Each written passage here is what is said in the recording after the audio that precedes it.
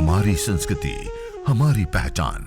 यज्ञ, योग, आयुर्वेद सदा रहे हमारे साथ। भारत के प्राचीन ग्रंथों एवं आधुनिक विज्ञान का दिव्य संगम, यज्ञ महिमा।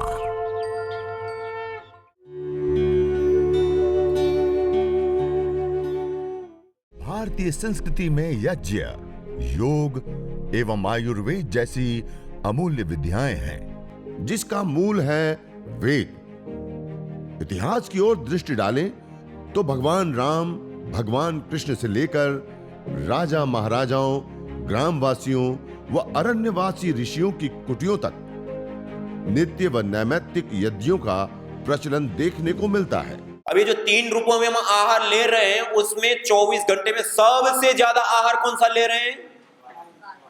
भोजन कितनी बार करते हैं 24 घंटे में? 2 बार, 3 बार। पानी, दूध, जूस आदि द्रव रूप आहार कितनी बार लेते हैं? 10 बार, 15 बार। ठंडी है तो थोड़ा कम, गर्मी है तो थोड़ा ज्यादा। लेकिन गैस रूप आहार वायु कितनी बार लेते हैं? अभी तक किसी ने गिना ही नहीं है। 24 घंटे खाते, पीते, उठते, बैठते, चलते फिरते, यहां तक कि रात को सो जाते हैं, तब भी हर एक सेकेंड कोई श्वास ले रहे हैं, कोई आहार ले रहे हैं। तो क्या ले रहे हैं? गैस रूप आहार। लेते हैं नहीं लेते? 24 घंटे में हमारे द्वारा लिए जाने वाला सबसे ज्यादा आहार कोई होता है तो क्या होता है? वायु। और ज्यादा के साथ साथ इंपॉर्टेंट, महत्वपूर्ण आहार, हम रोटी, दाल, चावल आदि ठोस रूप आहार लेना छोड़ दे, तब भी हम 2 से 3 महीना जीवित रह सकते हैं। हम पानी, दूध, जूस आदि द्रव रूप आहार लेना छोड़ दे, तब भी हम 2 से 3 सप्ताह जीवित रह सकते हैं। लेकिन गैस रूप आहार वायु छोड़ दे तो 2 से 3 मिनट भी जीवित नहीं रह सकते।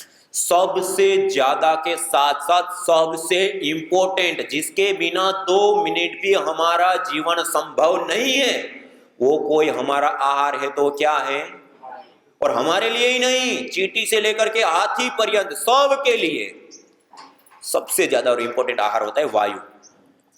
और उस वायु का शोधन करना, पोषण करना, संवर्धन करना, मेडिकेटेड बनाना, सुगंधित करना, उसके अंदर जीवनीय शक्ति का संचार करने का काम इस यज्ञ, हवन, अग्निहोत्र से होता है। इसलिए हमारे ऋषि मुनियों ने हमें प्रतिदिन देव यज्ञ करने के लिए कहा कि हम प्रतिदिन कुछ विशेष आहुतियां देकर के देव पूजन भी करें और हमारा सबसे ज्यादा और इंपॉर्टेंट आहार है उसका निर्माण भी करें। आज हम बहुत अच्छे अच्छे व्यंजन, अच्छे अच्छे पकवान बनाते हैं, लेकिन इस वायु के ऊपर किसका ध्यान है? बहुत सारे लोग शिकायतें करते हैं, हमने कभी कोई ऐसा बुरा काम नहीं किया, कभी बाजार का खाना नहीं खाया, कभी तंबाकू नहीं खाया, कभी शराब नहीं पिया, हमें कैंसर हो गया। अरे हम 24 घंटे जिस श्वास के माध्यम से आहार ले रहे हैं वो तो देखिए कितना जहरीला है। तो ये हवन हमारा जो सबसे इंपॉर्टेंट आहार होता है उसका शोधन करता है। अब देखिए, हम जब ट्रीटमेंट करते हैं, चिकित्सा करते हैं, तो क्या करते हैं?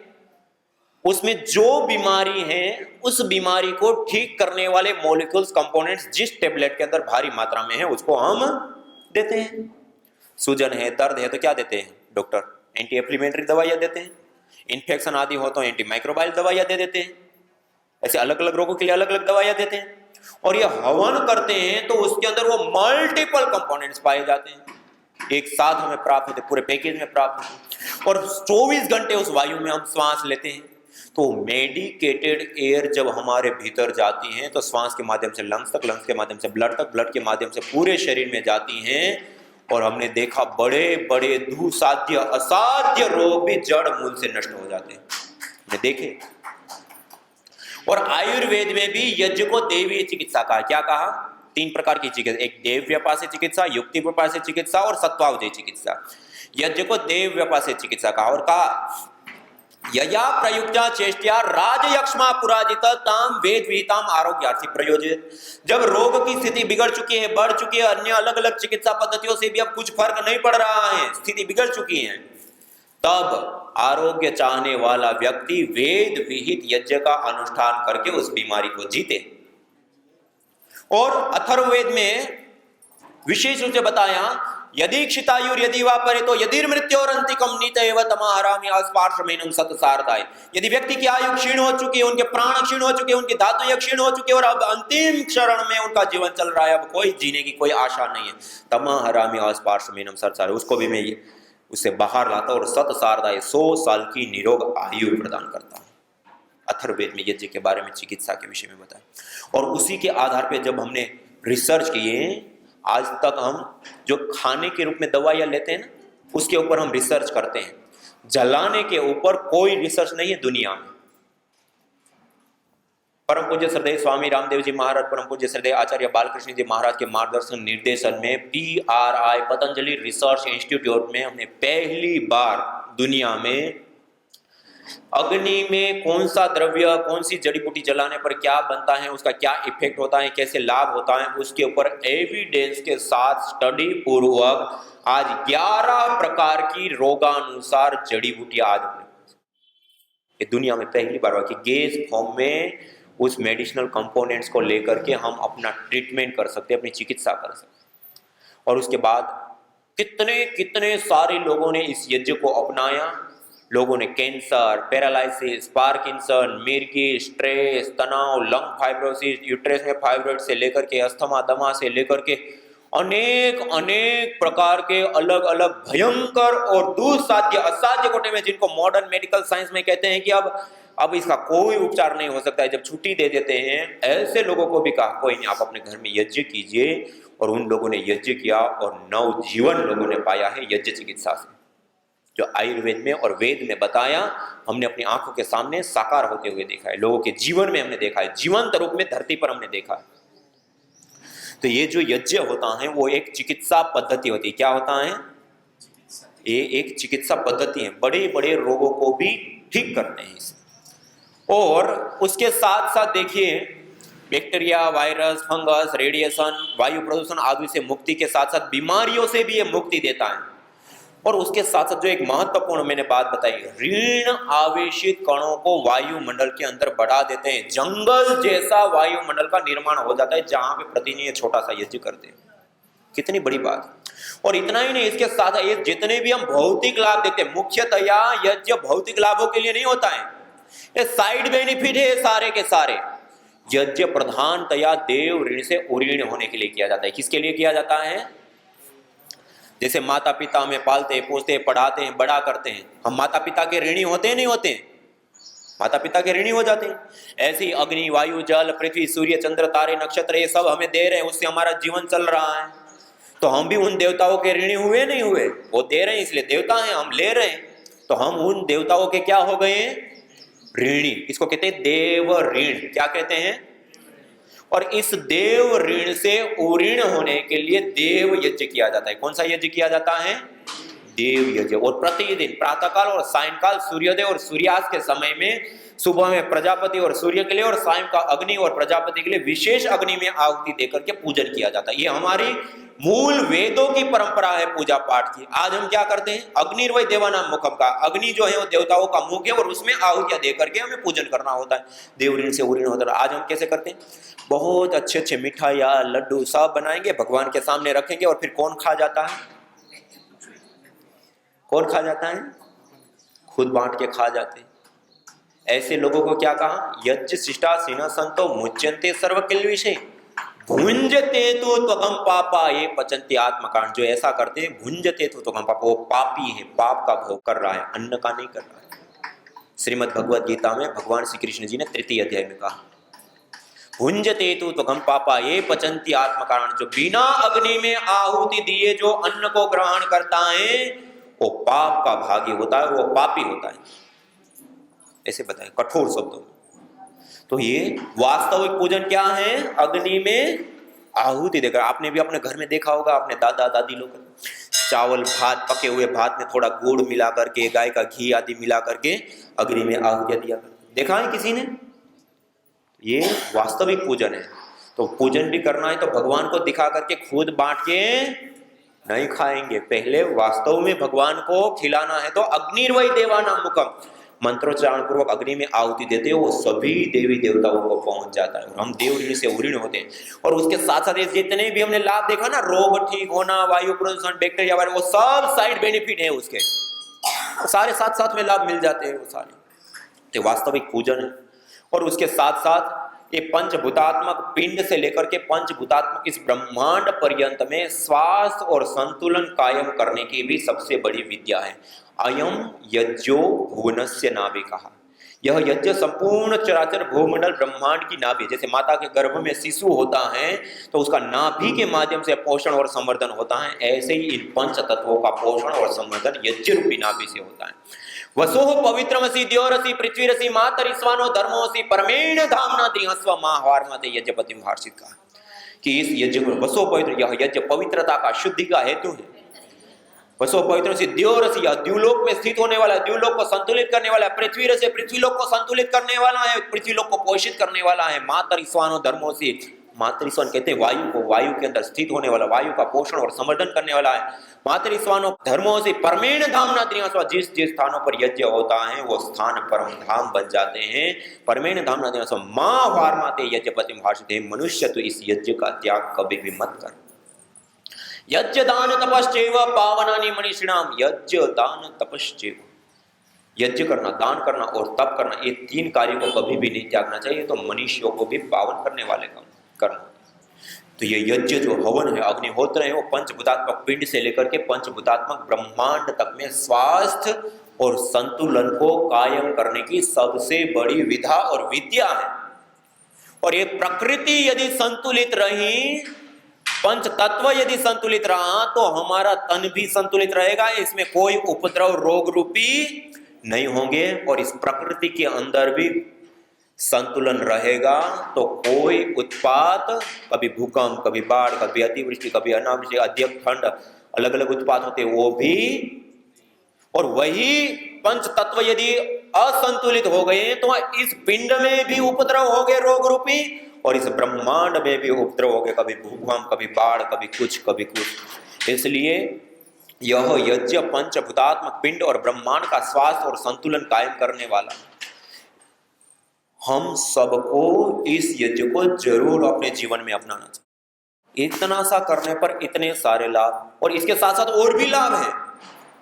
यज्ञ करने पर मनोकामना की पूर्ति होती है। सब जगह पर शास्त्रों में कहा, इष्ट काम दुख, इच्छित कामनाओं को पूर्ण करने वाला, सर्व काम दुख, सभी कामनाओं को पूर्ण करने वाला, सत्याह संतु यजमानस्य काम, जो यजमान यज्ञ करके और यज्ञाग्नि में प्रार्थना करता है उसकी सारी मनोकामनाएं पूर्ण होती। मनोकामना की पूर्ति का भी केंद्र बिंदु कोई है तो वो भी यज्ञ है हमारी संस्कृति का।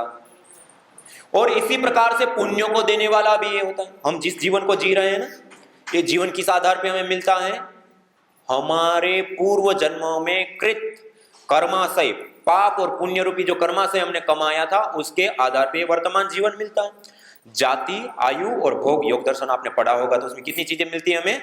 जाति, आयु और भोग अपने पूर्व कर्माशय। क्या जाति मानी? मनुष्य, कीट पतंग, पशु पक्षी, पेड़ पौधे। क्या जाति? हमें मनुष्य मिल गई।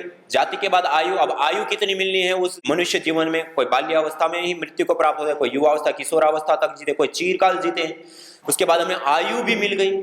उसके बाद क्या मिलता है? भोग। भोग मानी इस मनुष्य जीवन में आने के बाद सुख सुविधा, माता पिता, खानदान, यशस्वी कैसा है, सामान्य है, ज्ञानी है, अज्ञानी है, धन संपत्ति संपदा आदि कैसा है, क्या है, उन्नति की परिस्थितियां कैसे मिलनी, ये सारा कुछ हम देखते हैं ना। एक व्यक्ति को देखे रात दिन मेहनत करता है, अपने बच्चों को नहीं पढ़ा पाता है। और एक व्यक्ति को देखे तो कुछ सामान्य रूप से काम करता है, हंसता खेलता हुआ, घूमता फिरता हुआ, और अरबों खरबों के मालिक होते हैं। इसके पीछे क्या कारण होते हैं? अपने पुण्य। इसी प्रकार एक व्यक्ति को देखते तो बीमार हो जाए, मरणासन अवस्था में होते, कोई दवाई का भी पूछने वाला नहीं होता है, पानी का पूछने वाला नहीं होता, और एक व्यक्ति को छींक भी आ जाए, पीछे 10 डॉक्टर खड़े होते हैं। क्यों मिलता है ऐसा? हमारे कर्मा से, हमारे पुण्य कर्मा से। मनुष्य जीवन का केंद्र बिंदु होते हैं पुण्य कर्मा से। जितना ज्यादा अच्छे पुण्य होता है इतना ही सुंदर हमारा जीवन होता है। और मनुष्य जीवन में आकर के अथाह पुण्य को प्राप्त करने का, पुण्यों की कृषि कोई है तो यज्ञ है। अनंत अथाह पुण्य देता है, जन्म जन्मांतर को सुधार देता है। ये पुण्य को देकर के इतनी बड़ी मात्रा में पुण्य मिलता है। मनोकामना की पूर्ति होती है, प्रकृति का पालन पोषण संवर्धन होता है, बैक्टीरिया वायरस फंगस से हमारा बचाव होता है, रेडिएशन से बचाव होता है, वायु प्रदूषण से हमारा बचाव होता है, देवीय पूजन होता है, देव ऋण से हम उऋण हो जाते हैं। कितने सारे लाभ। आप ही बताइए, कोई ऐसा कर्म जो 10 मिनट कर ले और इससे इतने लाभ हो? है कोई मनुष्य जीवन में ऐसा कर्म? इसलिए हमारे शास्त्रों में कहा, यज्ञो वै श्रेष्ठ तमम कर्म। मनुष्य के द्वारा धरती पर जितने भी कर्म किए जाते हैं उसमें सबसे श्रेष्ठ और उत्तम कोई कर्म होता है तो यज्ञ कर्म होता है। क्या कर्म होता है? यज्ञ। इसलिए इस यज्ञ को हमें अवश्य अपने जीवन में धारण करना चाहिए। और इतना छोटा सा यज्ञ करते तो इतने सारे लाभ होते हैं। तो आप लोग करेंगे? 5-10 मिनट लगती है, 10 मिनट लगाएंगे नहीं लगाएंगे? कितने लोग करेंगे? सब करेंगे? हाँ, एक बार आपके लिए जोरदार ताली। हाँ, ऐसे 10 मिनट कर लिया, 10 मिनट में इतने सारे लाभ मिल जाते हैं, रोगों की निवृत्ति से लेकर के कितने सारे लाभ। तो ये हमारे जीवन में, हमारे संस्कारों का उदय में भी बहुत बड़ा रोल उठाता है। हम अपने बच्चों को कराए, बच्चों को साथ में इसमें जोड़े, ये हमारे मूल के साथ जोड़ेंगे, हमारी संस्कृति के साथ जोड़ेंगे। संस्कृति हमारे समाज की जड़ होती है। क्या होती है? संस्कृति समाज की जड़ होती है। जैसे पेड़ की जड़, पेड़ अपनी जड़ को छोड़ दे तो उस पेड़ की क्या हालत होती है? सूख जाएगा, समूल नष्ट हो जाएगा, अपने अस्तित्व को खो बैठेगा। ऐसे ही जब मानव समाज अपनी मूल को, अपने जड़ को, अपनी संस्कृति को छोड़ देता है तो ऐसे ही नष्ट हो जाता है।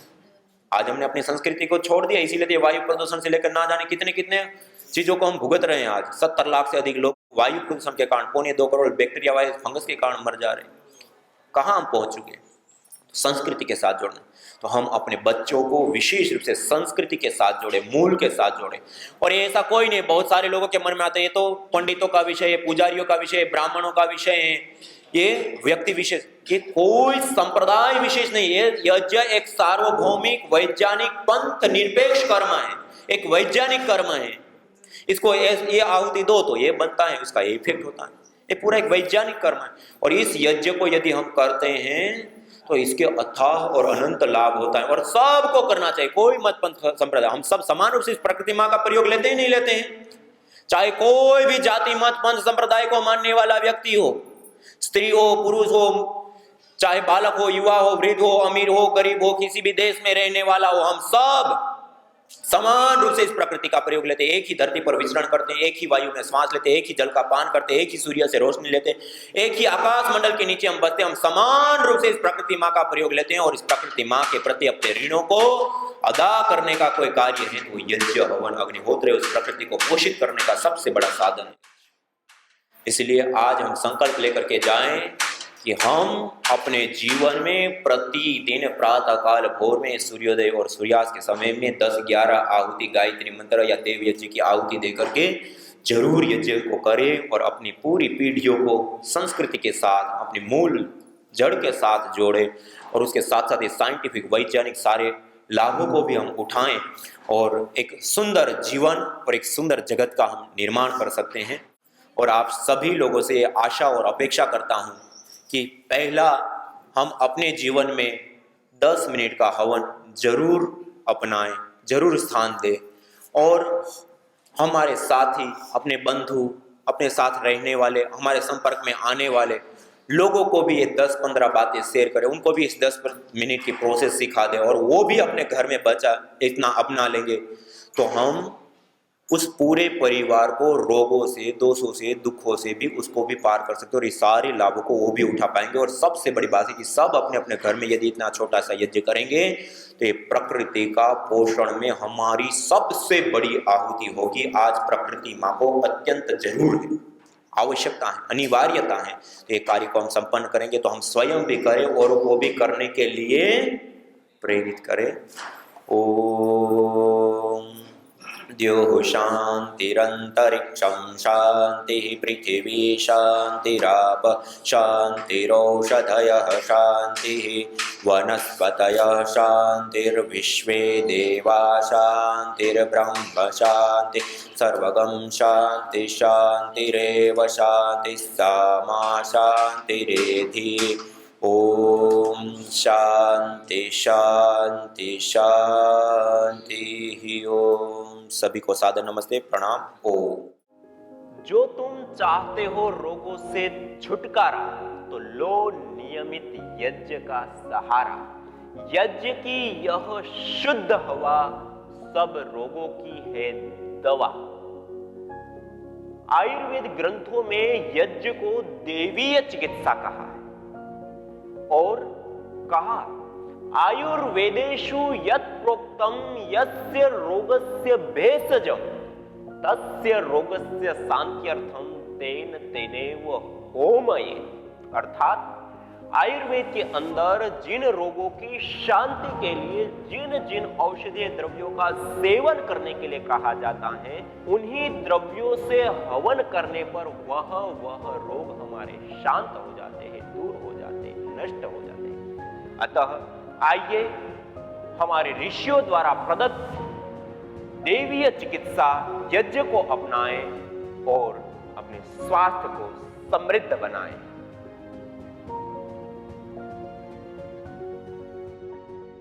चीजें जो छोटी छोटी हैं वो मैंने आपके सामने रखने का प्रयास किया। अब आइए हम सब लोग मिल करके इस यज्ञ को संपन्न करते हैं और उसके लिए अत्यंत आवश्यक कुछ और भी नियम होते हैं। यदि साथ में आपको बता ही देता हूं, जिस स्थान पे हम यज्ञ करने बैठते हैं वह स्थान कौन सा हो। कई लोग घर के बाहर जाके यज्ञ करें। दैनिक यज्ञ, देव यज्ञ, अग्निहोत्र हमें अपने घर के अंदर करना होता है, तभी हमें विशेष उसका लाभ होगा। घर की वायु शुद्ध, पवित्र, सुगंधित, रेडिएशन, बैक्टीरिया, वायरस, फंगस आदि से सबसे मुक्ति और आरोग्यकारक वायु प्राप्त होती है और उससे हमारा हित विशेष रूप से सधता है। तो हमें अपने घर के अंदर यज्ञ करना होता है, ना कि घर के बाहर जा करके। दूसरा, जब हम यज्ञ करते हैं तो उस समय झाड़ू पोछा लगा करके उस स्थान को विशेष रूप से पवित्र, शुद्ध और व्यवस्थित कर लेते हैं। उसके बाद जब हम यज्ञ करने के लिए बैठते हैं हमें भी स्वयं को स्नान आदि क्रियाएं करने के बाद, पवित्रीकरण, शुद्धिकरण की क्रियाएं करने के बाद ही हमें यज्ञ करना चाहिए। और जो वस्त्र हम पहनते हैं वो वस्त्र भी सुव्यवस्थित हो, सही हो, भारतीय परिधान हो, थोड़े से खुले वस्त्र हो और धुले साफ सुथरे थोड़े वस्त्र हों। इसी प्रकार से शरीर भी स्नान आदि करके शुद्ध किया हुआ हो। इसी प्रकार से हमारी जो भाव है, हमारे जो विचार है वो भी शुभ हो, पवित्र हो, संपूर्ण विश्व की मंगल कामना के साथ युक्त हो। इस प्रकार से कुछ कुछ चीजों का हमें ध्यान रखना। और जो पात्रों का हम प्रयोग कर रहे हैं वो पात्र भी धुले हो, साफ सुथरे हो, ना कि आज हमने किया और ऐसे ही रख दिया और कर लेकर के वैसे ही बैठ गए। तो उसको भी हम थोड़ा साफ सुथरा रखें, धो करके रखें। और उसके बाद यज्ञ भारतीय संस्कृति की मुकुट मणि है, प्रतीक है, मूल है। मानव जीवन के हर पहलू के साथ यज्ञ जुड़ा हुआ है, चाहे वह संस्कार, चाहे पूजा पाठ या फिर पर्व से लेकर हर शुभ अशुभ अवसरों में भी यज्ञ करने की सार्वभौमिक, वैज्ञानिक एवं पंथ निरपेक्ष पावनी परंपरा रही है। आइए हम संकल्प लें, संसार के श्रेष्ठतम कर्म यज्ञ को अपनाएं। पिंड और ब्रह्मांड में संतुलन कायम करने वाले यज्ञ को अपने जीवन का अभिन्न अंग बनाएं एवं प्रकृति मां के प्रति अपने ऋणों को अदा करें। विश्व स्वास्थ्य का एक नारा, यज्ञ से होगा जग उजियारा।